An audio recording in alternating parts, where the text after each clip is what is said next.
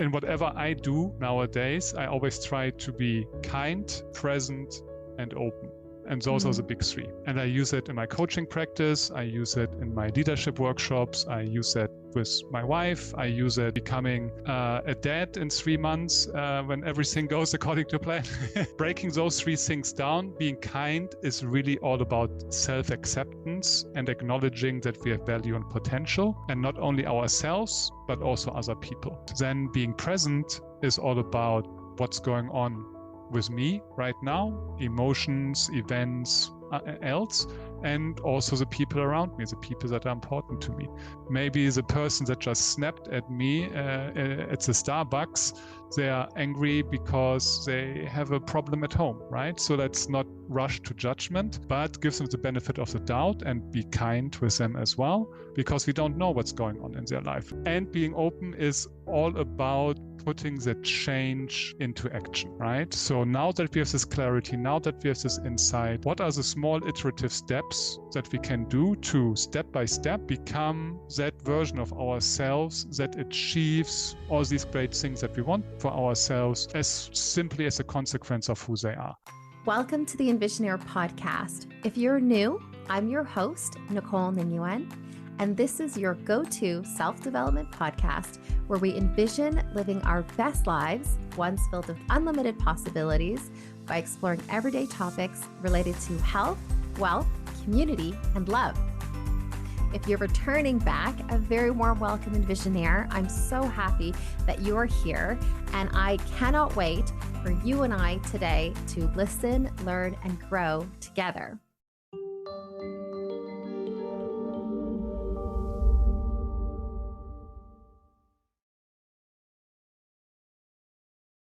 This podcast is for information purposes only and should not be considered to be medical, legal, tax, financial, or other professional advice. This podcast does not encourage or endorse any illegal activity.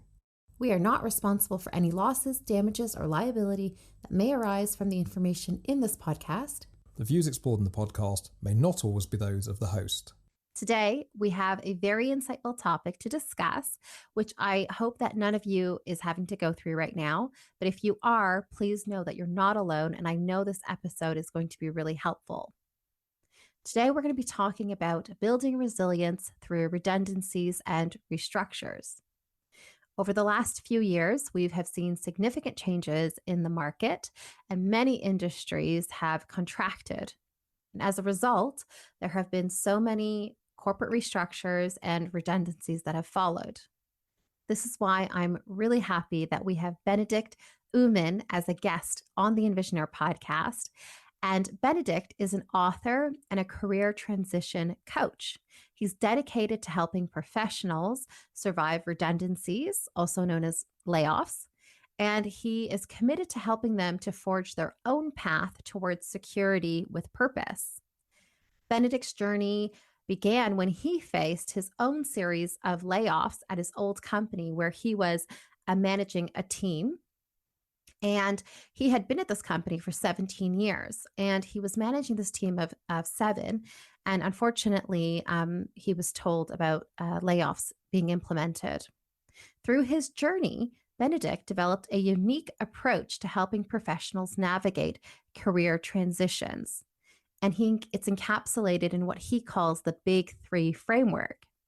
So we're going to be diving into this and much more on today's podcast. So Benedikt, welcome to the show. Yeah, thank you so much for having me. Very excited to be here and talk about resilience with you, among other topics. So yeah, it's going to be fun. It's going to be fun for sure. Well, let's start with your own personal story because you experienced firsthand a corporate restructuring, redundancies during your time at your old company. Do you want to share with the listeners your journey of going through a very difficult transition and how you got to where you are now? Sure, of course. So I was working with that company, Blizzard Entertainment, for 17 years. It was really the first company where I had a job after my studies, and it became like a second family to me. It's Blizzard was known back in the day for making these amazing games made by gamers for gamers, And it really had this kinship between everybody that you met there and that you worked with. So I was very lucky and fortunate that I got to be there for 17 years. But then in 2018, they announced that in the European office based in Versailles, France, they announced that they needed to do a reduction in force of 30%. And that was a shock, right? Because we are all very close with one another, and then imagining saying goodbye to a third of the people in your life, that was quite tough. And so then in 2018, it was announced and then actually implemented in 2019, because in France also you have to go through a specific set of regulations before you can reduce staff in such a capacity. Okay. And so that was very tough. But on the plus side, I could almost say, like, Blizzard gave people the opportunity to say, like, hey, if you want to leave on your own volition, you get a package, right? And then people left proactively as well. But we still had to restructure how we were working, doing more with less people and learning also how to do things differently, because my team, I was in publishing and community management, where I had a team of 7 community managers for the different languages. And after the restructure, that team was entirely gone. There was only one person left for all these responsibilities. And at that point, I decided, no, I still want to work with teams and help others succeed. And that's where I changed from a publishing environment to a production environment with our localization team. And that, unfortunately, was only the first event, because then after the implementation and we were 30% less people, then in 2020, a year later, they announced, okay, now we have to close the office for good. Like, everybody got to go at this point. And that again took another year before that was implemented. But it made it even harder on the people having this knowledge that, like, oh, this is coming to an end, and what I've known as my second home will be no more, no matter how much I wish for it. And then you're in this tricky position of, like, okay, what am I going to do now, right? How am I preparing myself for a time after Blizzard while still doing my job for a year? And that was really the environment that my team and I and everybody else in the Versailles office found themselves in 2020. So what were some of the biggest challenges that you faced as a team leader? Because, it was there was a drawn out period of time, which again has benefits, because as you mentioned, it's element of protection for employees to decide, whether they want to stay or go. It also helps probably the business to actually decide whether the redundancies are actually necessary. But what were some of the challenges that you faced as the team lead, not only for yourself, leading a team that basically eventually disappeared, but also with the employees as well? Yeah, so definitely on a management or leadership side, one of the challenges was I didn't have any more information than my team had, right? So I couldn't tell them anything more than what they heard already, which, like, if I would have had more information, I would have shared it immediately, right? But as a leader, people look to you for answers and to help fix stuff. And in that moment, you couldn't, because that was completely outside of your control that this restructuring was happening. So for me, one of the biggest challenges was then really to sit down with everybody and say, like, hey, we don't know what's going to happen. Our team might go unchanged. It's unlikely, but it is a possibility. And worst case, our team is no more. So let's look at the worst case. Like, what other things do you want to do in your life other than the job you're doing right now, right? Where do you want to go after Blizzard if it really comes to an end? And what can we do right now to help you prepare for that eventuality, that when it hits, you're not completely helpless, right? But you have a strategy, you have a goal, and you already put action into place to get you to the next opportunity, right? And getting the team into that mindset was also a big challenge, because everybody grieves at different speeds, right? So the 5 stages of grief in that sense are very real, where people first like, oh, I can't believe this is happening, and then there's a bargaining and all the way through to acceptance and then thriving on the other end, right? And as a team lead, you need to be very conscious of that. Every team member goes through that at their own pace, with their own challenges, with their own restrictions. Maybe somebody just bought a house, or they became a parent, and there's a whole bunch of other things going on in the background. And they really, really wanted to stay with Blizzard for life if they could, right? So it's really an individual, like, in addition to your own journey and figuring it out for yourself, you have to do it with everybody in your team, with these 7 other people at the same time. So that definitely for me was the biggest challenge to get that all equaled out and under one umbrella. And then, as you said, like, it was a blessing and a curse that we have that year, because it gave us the time to prepare, but it also, it didn't make it any better to be in this fluctuation. Yeah, in this. You don't know what's going to happen, right? Yeah, uncertainty. In limbo, uncertainty and limbo. Yes, exactly. And that just adds this psychological pressure as well, a little bit, and especially to your team. And then also from a pure managerial point of view, what is a challenge is if your company offers, hey, like, people, if you want to leave proactively, you can, and then that's how we fill our 30%. All of a sudden, people leave that, oh, those guys were really carrying the department and getting stuff done. They will be really, really hard to replace, and we can't replace them because we still need to reduce people. So the weird thing with that is the people who are the most employable with the best skills that will land on their feet, they are the ones that will leave first, making it even harder on the rest who stay to pick up the slack, so to say, right? To, again, deliver more with less. So getting through that transition is only the first step, as I then found out, because then when you're with a new team, you have this survivor guilt all of a sudden, like all your friends are gone, you're still here. And you realize the company is not like, yeah, now that we had a reduction in force, we expect 30% less output. Like, no, they expect the same output. So you have to do more with less people.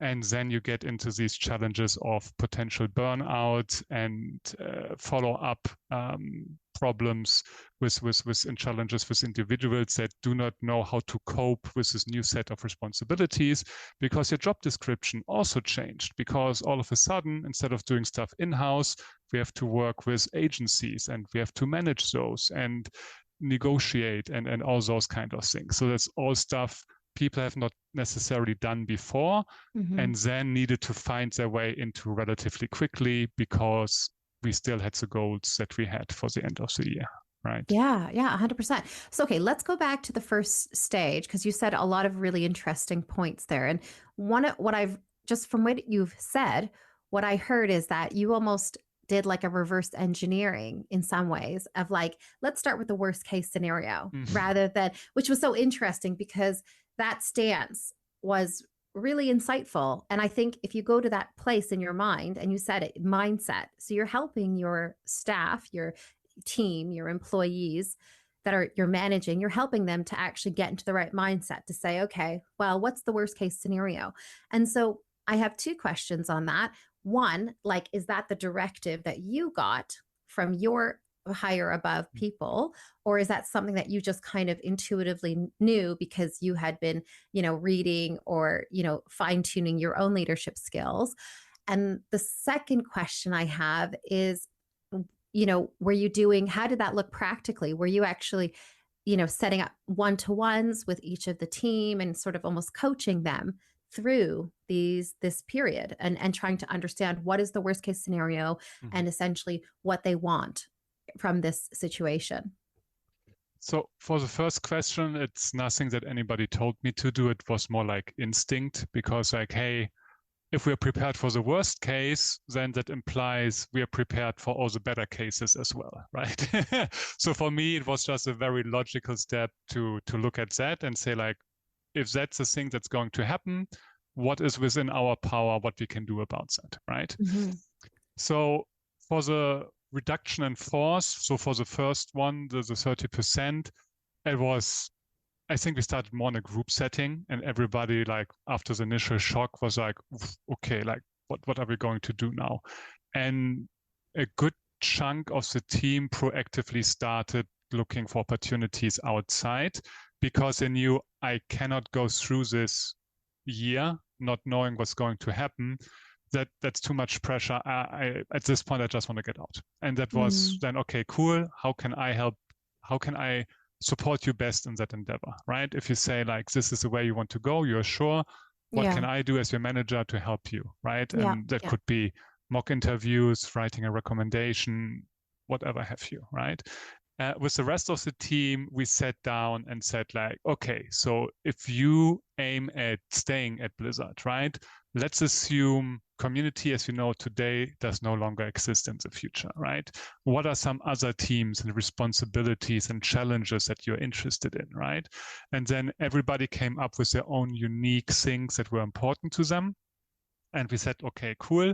What can we do right now to enhance those skills so that if this comes to pass and you have to move to marketing, or you want to move to marketing from community, you have something under your belt that you can show you can actually do that new job as well, right? And that's what I did with the other half of the team on an individual basis for the first round of layoffs. When it then comes to the second one, where it was clear Blizzard is going to be no more, I think I learned from that first experience, and I sat down with everybody individually, and we embraced this coaching approach, right? And I asked them, okay, so we're still getting paid for a year, we're still doing our jobs, we're still doing them well, but every minute we have on top of that goes into your personal development. And that means clarity, understanding of where you are right now. This is going to end. There's no way around it. So where do you want to go from there? And what is the path, the stepping stones between here and there that will get you to that brighter future, right? Mm-hmm. And again, it was everybody at their own pace, but we then really focused on building that up for every individual. And in addition to that, I also started doing some like leadership workshops with my team, so that with a group of people that they knew and trusted, they could also exchange on the topic and build that resilience and realm of possibility together for how they can move forward from here, right? So that we shifted from this is a nightmare and completely devastating to all these options that are out there, all the opportunities that I could move towards to, are like, oh, I'm so excited. Where do I want to go first, right? Right. Yeah. and that's what we focused on at that stage. Yeah. I mean, that is amazing and so incredible, because I mean, everyone should have a Benedikt basically as their team leader, because that is really special that you were able to step into this sort of coach role and really help people to see the benefits. Well, first of all, to kind of assess and kind of support, but then also to eventually be there, not only to support them and coach them along changes, the transitions, those especially who left, but then also those who stayed. And you're like, okay, well, where best can you go, and how can we skill you up, which is fantastic. But then the second rounds, when it was like, okay, everyone is leaving essentially, then wow, like that fact that matters that you just sat them down and did group coaching almost, and was like, okay. So you touched on it. One of the questions I had for you was, although redundancies and restructuring is seen as negative, you obviously were able to turn it into a very positive thing for your team to see the opportunities ahead of them. What other benefits or positive outcomes do you think can come with restructuring and or redundancies at both levels, not only for employees at like more junior and mid levels, but also senior management? So let's start at the senior management maybe. And there I believe, so if you do it right, it's an opportunity to start over, kinda, right? Like if the reasons that you reduce and force are valid and not only like, oh, we want to make more money and you go away, hush hush, but it's like, oh, there was strategic errors and you needed to refocus on a specific aspect of your business, then this gives you a chance to say like, okay, what we had wasn't sustainable, we couldn't go on. And if we would do that, then everybody would suffer. We need to realign and refocus, right? And that's an opportunity to do that, because all of a sudden everybody is again in this space of, oh, my job title is changing, my responsibilities are changing. Everybody's very keenly aware of that. And if you do it right and you have the proper leadership and enticement, and then you can build something new from the ashes, kinda, right? So there's opportunity in that, and that can be really exciting and empowering. It's not what happened for us, right? But for others, it might be the case. And same as a leader or a manager in that situation, I don't think there's anything harder or more demanding than managing through reduction force and layoffs. And you learn and grow a lot from that. So you are forced to look at the hard questions, right? And you're forced to really reflect on, okay, how can I equip everybody in my team with a mindset, structure, and tools to take care of themselves, right? Because in the end, that's to me what a good leader does, right? Like a good leader doesn't look over your shoulder and tell you what to do, but they make sure you're the best, most awesome version of yourself, that no matter what comes your way, you'll be fine and you'll be thriving. And that's for me what leadership is all about, right? And the restructure or reduction force really forces you to get into the nitty-gritty of that. So even if opportunity is not the most, not the best thing to happen in the moment, in the long term, it equips you with really meaningful tools that help you build that resilience in the long term as well. And as an employee, and same for me then as well, it really forced me to reconsider, what are my values? What are my priorities? Because so at Blizzard over the years, so the climate and the culture changed as well, right? Like it really started out as this bunch of gamers making awesome games for other gamers. And then it became more and more corporate into how do we make more money out of this feature and of this launch, right? And to me, it forced me to reassess, okay, do I want to jump into the next best managerial position at another company to help make rich people even richer? Or do I want to do something else with my life, right? And for me, it was like, hey, this is a great opportunity actually to get some certifications in coaching. I just seen how powerful it can be, right? So I went out there and got executive coaching, mental health, and corporate well-being diploma, right? And I started coaching people pro bono in a nonprofit while we were going through that, in addition to the team. And I really fell in love with this, being able to help people outside of a corporate structure, right? Because then you had way more freedom in with whom you work and how you work, instead of being beholden to your corporate overlord, making sure the millionaires get even richer and you get your fair share and you have a good income, right? But the purpose is completely different once you make that transition to be your own boss and work towards what's important to you, right? And that I'll be forever thankful for, because that put me on the trajectory that I'm on now. And if that wouldn't have happened, I value safety a lot personally, right? So I probably would not have left Blizzard anytime soon, right? And I might have been less fulfilled and overall, less engaged in my work year after year, because more and more would be missing. And now it forced me to actually do something about it and become active, instead of just sticking in my comfort zone and waiting for the end at some point, right? Yes.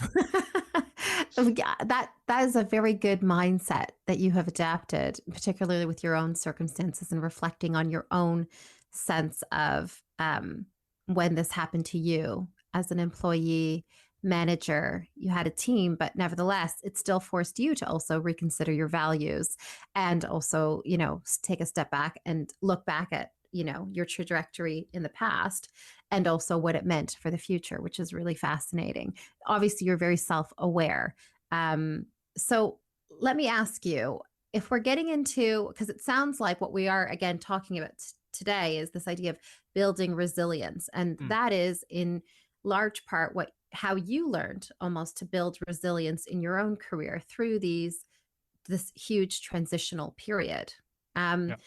So when we're talking about, because I'd like to get into so how do we actually do it now? Let's talk about how we actually start and step-by-step process. But before we do, why don't you define to the listeners, how do you define resilience? So what does that mean to you, particularly in your career?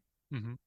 So for me personally, so what I've heard often from others, like when they talk about resilience, and for them it's becoming a dirty word because to them it's like resilience, like if you're in a toxic work environment, like, yeah, you have to deal with it, you have to get through it somehow. It's like, no, that's not it, right? Putting up with a toxic work environment or boss or team members, it's you're sacrificing your own health and well-being on the altar of the corporation or the team or whatever, right? It's not what resilience is about. Resilience to me is really about how we deal with setbacks and how we come back from them, right? And first and foremost, understanding that setbacks are never permanent, nor pervasive, nor personal, but they are always temporary, specific to our situation, and not targeted at us as individuals, right? Because when we're in that situation and we are being told you're being let go, it's the most personal thing in the world, right? And they go, oh no, like I'll never come back from that. This was my life, and everything is crumbling. It's like, no, this is one specific event in your life, and it actually, like, down the line opens up opportunities, and it kind of forces you to go out of your comfort zone, and then there's where resilience comes in. If you're resilient, you start pushing against that comfort zone as a habit, basically. That when something like that happens, you're not completely lost, but you're like, okay, good. Like we trained for that kind of feeling, right? And that's then where the resilience kicks in. So, but yeah, first off, for the definition, this is how I would see resilience before we now go into the step-by-step stuff. Yeah. Okay. Well, that's great. And it's really, I agree 100% because you're absolutely right. Like bad behavior in a work environment is not, and sticking it out is not resilient. It is quite the opposite. I always think I mentioned this before in one of the season 1, very early episode. And I had a very toxic work environment at one point. And in my mind, I was like, yeah, I'm like tough, I'm sticking it out. But then in some ways, I felt like I had betrayed myself. I betrayed my sense of self-worth by sticking it out. So in one way, I thought, oh, I'm so resilient. But actually, it wasn't. It was a betrayal. And then it manifested with me emotionally eating. Do you see what I'm like? So actually, I think, yeah, I like that you've kind of honed in the definition of resilience. And I like that a lot. So, okay, so let's talk about, a step-by-step process, for listeners who want to start building resilience. Like, let's take 2 instances. One where, someone either has their job or they have their business, right? How do we start building resilience in those instances where there's not necessarily a sense of urgency per se to do it? It's more preventative. And then secondly, if someone is listening who is going through this, how can they start to, build the resilience, even though maybe they feel like they're, really at a low point right now? So where I would always start is, like, let's say we're in the second example where you have been laid off or you are under the gun and you need to find a new job. the first thing is you need to be kind to yourself, right? Like, as we said, like layoffs are never targeted at a person, always at a set of responsibilities, right? So it's not your fault that your company is going through that and you're being laid off, right?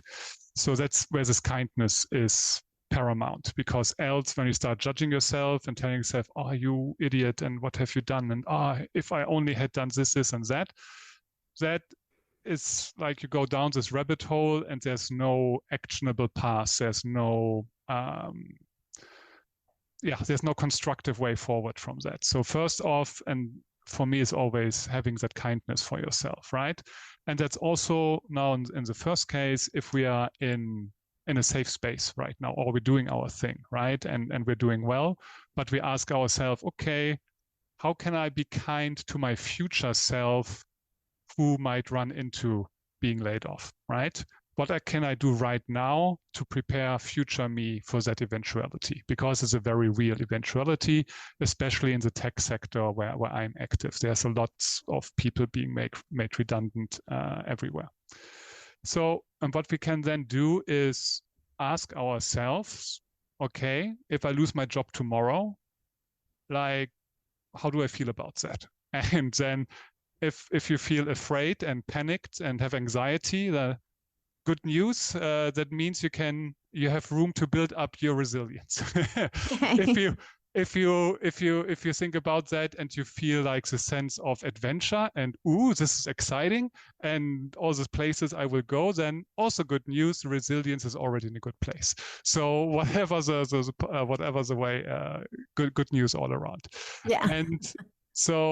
And then the important part is, so we then become aware of, okay, what does it mean if I lose my job, right? Or what can I do to influence that in another way? So when we are in a specific environment, that means we can look at what complementary skills can I get, right? Let's say you're really good at what you're doing already and there's not much else to do. Like, what other skills can I get in that field or connected field to make myself more valuable, right?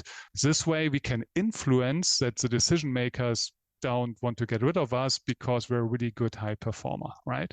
Mm-hmm. It doesn't give us 100% control though. So another way is if you realize, like the climate is changing, the culture is not what it was anymore, don't have this false sense of loyalty where you, as you said, you have to feel I have to stick it out. Like, I'm so resilient, like I'm going through the ringers with the company and I'm the best employee ever. Like, no, look at opportunities outside of the company, right? You have a great skill set, you're great at what you're doing and you're having a job. Now is the best time to look for a better fit if you so choose, right? So don't be afraid to don't put your company on a pedestal and say like, I'm in my comfort zone and this is fine, and then wait for something to break and crush that comfort zone, right? So be proactive about it. Look around, start networking with people on LinkedIn or at events, right? Anything that pushes you slowly but steadily a little bit outside of your comfort zone. So even if you only talk with people in other companies and then there's reduction in force, you already have a point of contact in that other company. So like, hey, how's it looking for you guys? Are you hiring? Like, I'd be really interested in talking about opportunity X, Y, and Z. And like, oh yeah, cool. Would be so glad to have you. And then it's a completely different than you going into their, hey, I'm a complete stranger to you. What do I have to do to get into your company, right? Yeah. So that, I think, is the number one thing that we can do in either case, right?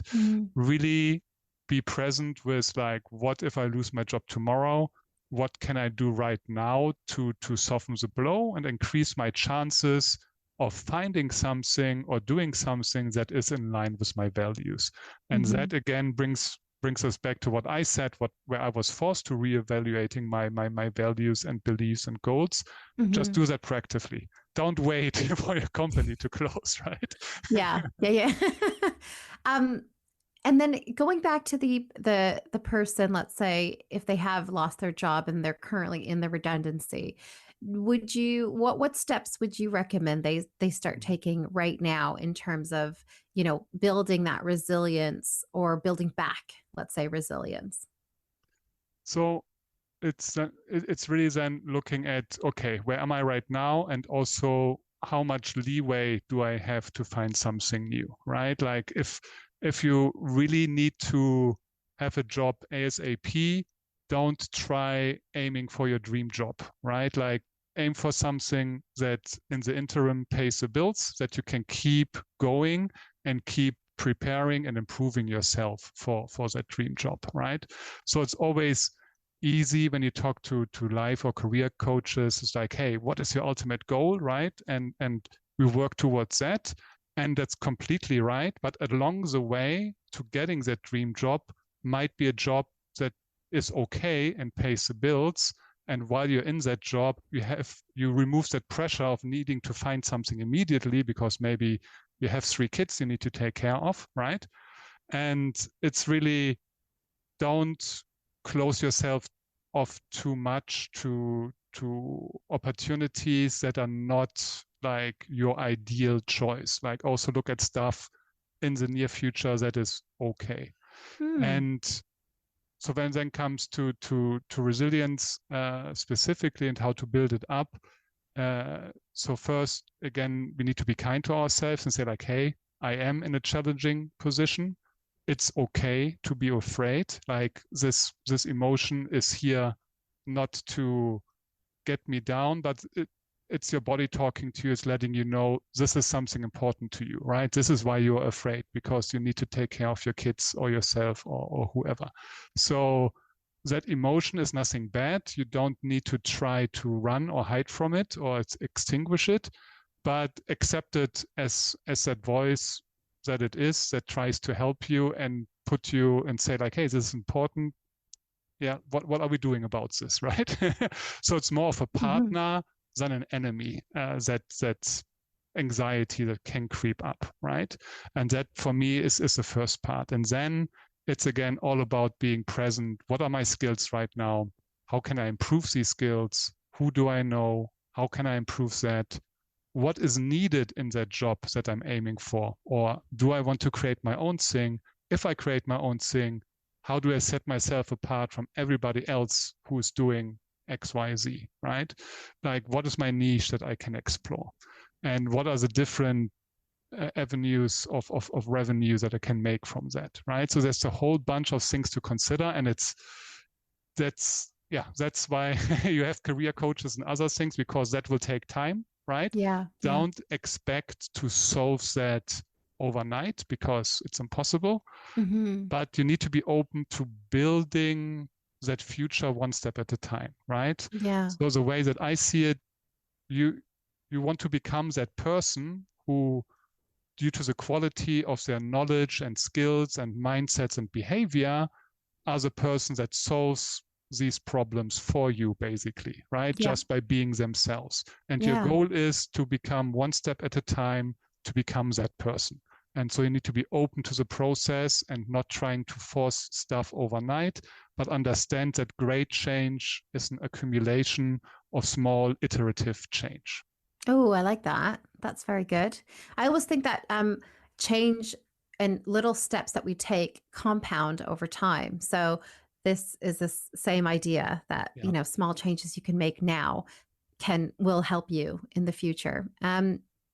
So if, let's say on the resilience point, though, we talked about employees who are like a little bit more maybe junior, mid-level, and maybe even senior, but then we also talked about like management and how they, people also at that level. What about business owners, let's say, who are facing, let's say, small business owners, coaches, whatever, these sort of small businesses?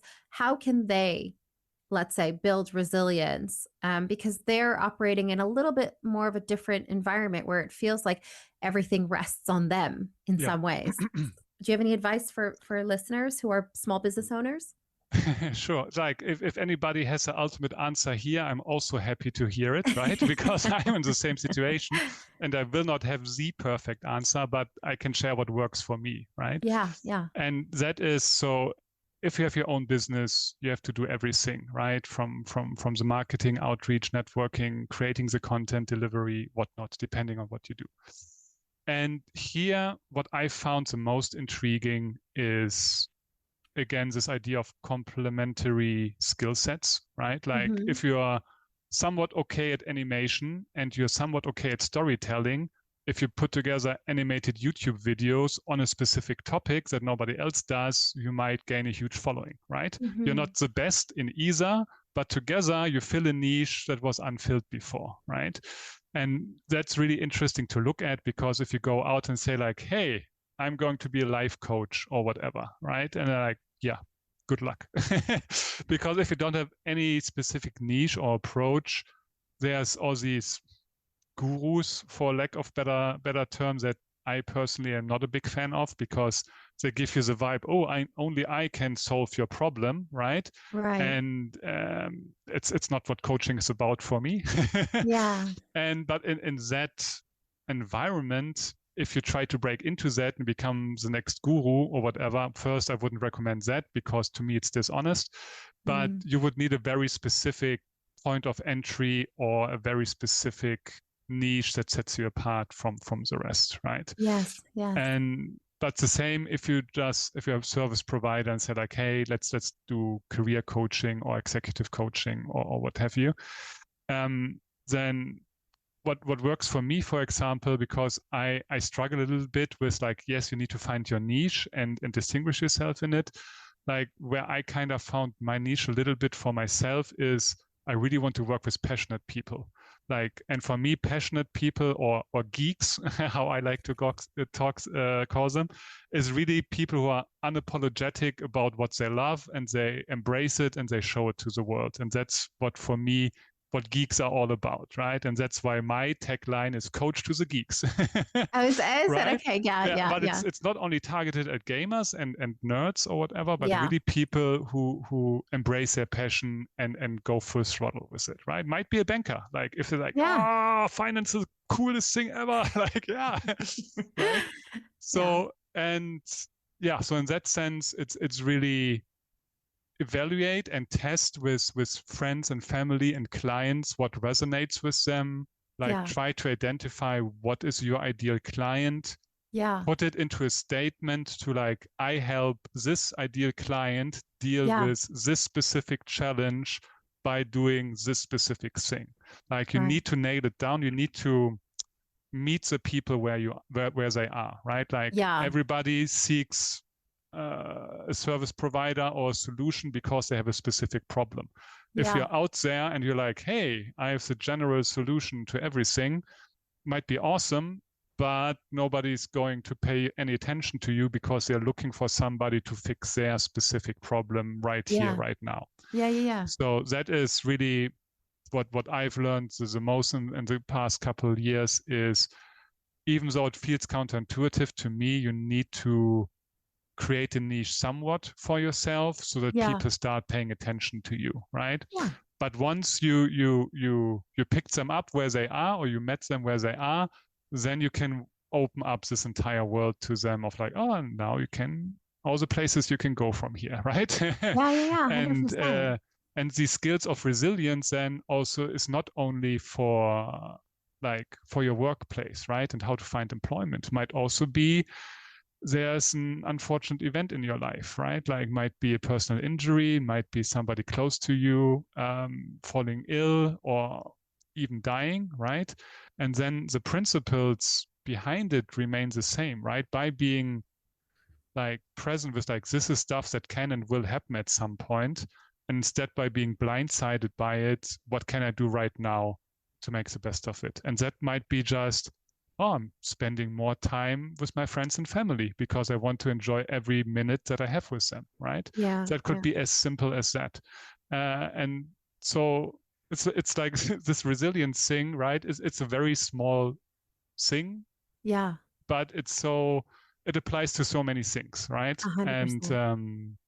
And I also feel like I think those are such great advice, and for people starting businesses, but also, as you're progressing, the good thing with being a business owner, at least from my understanding, is that, you are much more in control of your time. So this idea of preventatively, spending, curating or carving out more time with your family and friends is amazing because you have that flexibility to do that. another thing that came to mind when you were speaking, just of, again, my own idea in terms of if there's business owners, what I have heard from speaking with different people is that masterminds are really helpful to build resilience, because mastermind groups tend to help. Like, let's say you are in a group where there's like a mix of professionals. There's maybe a lawyer involved in there. It's a skill set. And so everyone is helping in this mastermind. Everyone is helping each other. Everyone is helping each other reach their goals. So if you're in a mastermind and you're with like a business person, a lawyer, an accountant or whatever, or you're all business owners, if you meet on a regular basis and you're kind of like, I'm having this issue, I don't know what to do.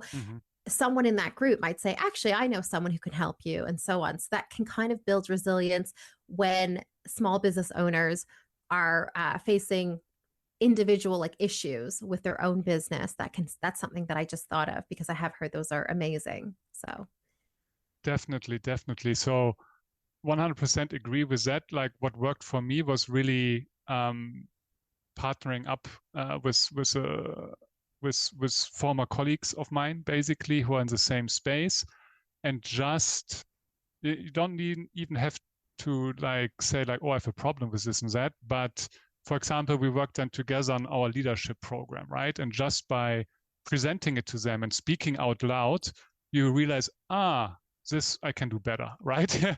And then they come in with their insights, have a different point of view. It's like, oh, this is awesome. We can put that here. And then together, like the content that you're working on gets so much better just through this activity of exchange, right? You don't even need to go there with a problem. You just need to talk about the stuff that you're both excited about, and then it automatically gets better. And just being open to that process, I found immensely helpful. And then, having a support network in my case, it's the coaches that I did my certifications with, right? We're still connected on WhatsApp and LinkedIn, and then just doing a catch-up call with them every now and then, like, hey, how's it going for you? This is what's happening for me. And then you realize, we're all going through the same problems, right? Or have the same challenges, like how to like reach out to clients and convert them without being too pushy or salesy. But at the same time, making sure you have a steady income as much as possible, instead of this feast or famine dynamic that can quickly happen when you work with bigger companies, because there's usually not one decision maker, but many. And then like, oh, our budget shifted, or whatever, right? And then it's 3-4 months later before you actually do something with them. Yeah. So that's great. And what is the big three framework, which we talked about? Can you tell the listeners about this? Definitely. So we kind of already spoiled it. So the big three, to me, so they are a holistic approach instead of trying to provide a partial solution. And it's, in whatever I do nowadays, I always try to be kind, present, and open. And those are the big three. And I use it in my coaching practice. I use it in my leadership workshops. I use it with my wife. I use it becoming a dad in 3 months when everything goes according to plan. Congratulations. Thank you. And so breaking those three things down, being kind is really all about self-acceptance and acknowledging that we have value and potential, and not only ourselves, but also other people. And to me, like, if you have that picture of the airplane emergency, you first need to put on your own oxygen mask before you can help anybody else. And that's really what exemplifies being kind in that sense to me, because we first need to take care of ourselves, invest into our own well-being and our own development, self-directed change that we want to put out there, becoming the person we want to become before we can assist and elevate others, right? So that's what being kind is all about. Then being present is all about what's going on with me right now, emotions, events, else, and also the people around me, the people that are important to me. Maybe the person that just snapped at me at the Starbucks they are angry because they have a problem at home, right? So let's not rush to judgment, but give them the benefit of the doubt and be kind with them as well, because we don't know what's going on in their life. We have limited information, right? Yeah. And for ourselves, it's really this aspect of mindfulness and like trying to understand what do our emotions want to tell us, right? And not labeling emotions as good or bad, but they all have something to say. As we said, being afraid for our safety or for our kid, or becoming anxious because our place of work is unsafe. Yes, it doesn't feel good, but it tells you that this is something that is important to you, that you can provide for your family, that you have fulfillment in your life, right? So take it as the goodwill communication attempt that it is, and don't judge it harshly, but be present with what's going on in your life right now, and what are all the options out there, right? That where you can move on from here. What's your ultimate goal? What are your values? How can you connect those? And then, and being open is all about putting the change into action, right? So now that we have this clarity, now that we have this insight, what are the small iterative steps that we can do to step by step become that version of ourselves that achieves all these great things that we want for ourselves, as simply as a consequence of who they are. So in a sense, the big three teach us how to become our best leader, to get us through adversity, and also empower and help others to do the same.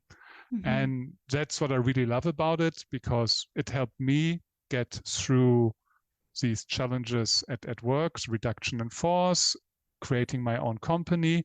But then also earlier than that, it's how I met and married the love of my life, right? Because I at some point decided, okay, like if I sit here and wait for my life partner, it's never going to happen, right? So I went onto different apps and made it a hobby to go onto dates, right? So I gamified it for myself. And then I knew now it's only a matter of time. It's a numbers game at this point until I meet the right person that resonates with me on the right frequency, right? And that's exactly what happened. But I needed to put myself out there. I needed to be open to step out of my comfort zone and put that change out there. Else, if we only have the intent and no action, there's no result that comes from it, right? So, and that's really what I love about this framework, because it has worked for me in so many areas of my life and keeps delivering. And I'm very excited to be using it as a dad as well, and see how that pans out. I love that. So, That's amazing. So be kind, be present, and be open. That's a big yes. three. Love that. That's amazing. I didn't know that about your wife, but that is a beautiful story. And yeah, amazing. And since she's expecting, so in 3 months, you're going to be a dad. Yes. So if Oh, the kid is on time, it's in 3 months. Yes. congratulations. Oh, that's amazing. Well, we'll definitely be checking in Yeah. and Thank yeah, you. wishing you well, of course, and the new baby. Um, Okay, so thank you again for that. That was really helpful. I think now we're going to move on to the EnvisionAir questionnaire, which is the final segment of the podcast. And this is where we ask guests to reflect on their past, consider their present, and look to the future. So, again, very looking towards your past. What is one piece of advice you would have given your 15-year-old self? Okay, so the nerd in me would be very careful right now, because I don't want to jinx the outcome that my life right now changes. So like if I give my past self such good advice that they go in a completely different trajectory and I never meet my wife, that Right. sucks. I don't want to do that, right? So so I don't, because I'm very happy in the state of the life that I have right now. But I think the one thing that I can tell myself would be to not be so harsh on myself. Like I had a hard time loving myself, basically, or accepting myself. Like when it comes to kindness, right? Like self-acceptance. Like I had a time in my life, especially around that age, where I thought like, hey, I'm not good looking enough, I'm not funny enough, I'm not athletic enough, or whatever to deserve a partner, right? And that really followed me through long years into my adult life as well. But ultimately, it led me to the road that I'm on, and I met my wife. So it all ended well, right? But I think I could have spared myself some suffering by being kind, present, and open with myself earlier in my life. And that's where I really also hope that this message can reach younger audiences, like especially as they're about to go into the workforce, to have a more healthy approach to their own well-being, but also how to forge their own path in a self-directed manner, and not waiting for something to happen that forces them to reevaluate and take a look at things, right? Yeah. So, yeah. Great advice. And we definitely have some younger listeners definitely that I know. So I think this is definitely going to help them for sure. And what is something that you are grateful for looking at your present? Yeah, so many things. So my wife, the kids that's on the way, my family, my friends, they're all awesome. Like even this experience of creating my own company, while it can be scary at times, it's also super exciting at other times. And then you realize excitement and being scared are just two sides of the same coin. It's just rampant energy in your body, right? But right now, it's super exciting because, I get to do fun stuff like this, like be on your podcast and talk about things that are important to me, right? And that's really having this opportunity. I wouldn't be here right now if I would still be with Blizzard, right? Because then my life would have taken a different trajectory. So I'm very happy for that weird, bad, good event in my life, right? Because it really forced me to take a close look at what is it that I actually want from life and how do I want to go about it. And it opened up so many different opportunities. And I'm really, really grateful for that. Amazing. Beautiful. And what's one goal that you would like to achieve in the next 5 years? So in the next 5 years, so definitely solidifying my business and or deciding to go back into the corporate world as well, because I don't know what the future holds. Like the one thing that I do know, the one goal that I want to achieve within the next year is just being a good dad and learning how to do that. And currently thinking about, because I'm fortunate enough that I saved enough money that I can take a year off from any and all business if I so choose, and just be there with my kid, right? Like being self-employed and having your own company, I sometimes feel I have to be always on, and I just want to be with the kid, right? I just want to be always on, right?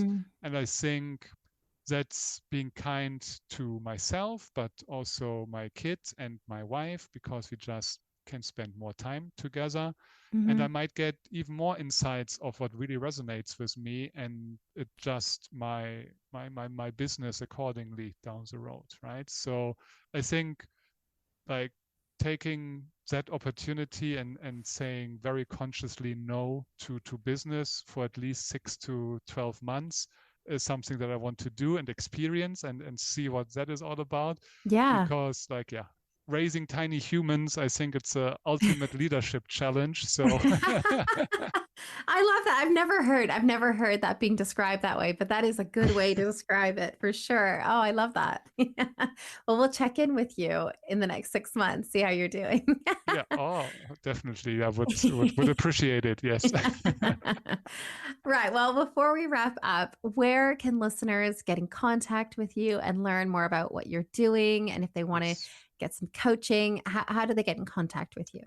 So the easiest way is just look me up on LinkedIn. It's Benedikt Oehmen, Oehmen, or shoot me an email at oehmenbenedikt@gmail.com. And if you're interested in like what we talked about today and want to get a little bit better of a glimpse of how we put the big three into practice, you can go to my website, specifically the part with the free stuff on it. And you can find that under tiny.cc/big-3-goodies, so big 3 goodies. And there you not only find my book, which is free of charge, a free PDF where you can learn more about my life and my philosophy and how we can save the world together, basically. Yes. And also workshops that we did implementing the big three for career development. And you can take a look at it, and you can also work along with it. I uploaded the course material as well.